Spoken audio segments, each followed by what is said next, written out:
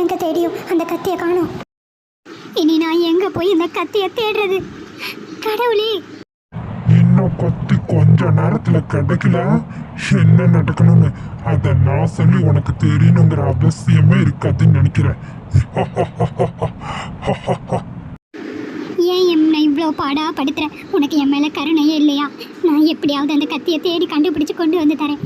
தயவு செஞ்சு என்னை எதுவும் பண்ணிடாத. உன்னை கெஞ்சி கேட்டுக்கிறேன் தாயே, கெஞ்சி கேட்டுக்கிறேன்.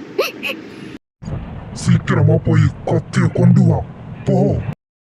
ஊருக்கு வெளியே எல்லாம் தேடிட்டேன். இனி தேடாத இடம்னா அது ஊருக்குள்ளே மட்டும்தான். இவ்வளோ நாள் நான் ஊருக்குள்ளே போகாமல் இருந்தேன். ஆனால் இனி தாமதிக்காமல் போய் தான் ஆகணும்.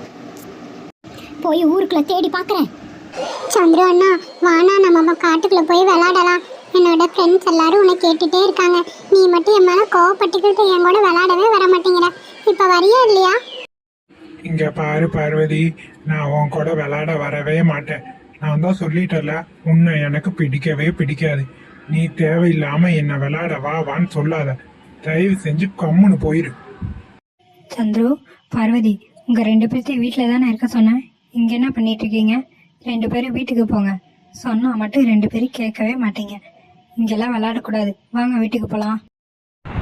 அட அட அட, மனுஷ வாட இந்த பக்கம் அடிக்குது. ஆமா ஆமா, அங்க ஒரு பொம்பளை வரா. ஏய், எங்க போயிட்டு இருக்க இந்த நேரத்துல? எனக்கு பசியா இருக்க நேரத்துல தான் நீ கரெக்டா வந்திருக்க. கொஞ்சம் நில்லு. ஐயோ, இது என்ன வம்பா இருக்கு? இந்த பக்கம் நான் வந்திருக்க கூடாது. நான் சீக்கிரமா போகணும்.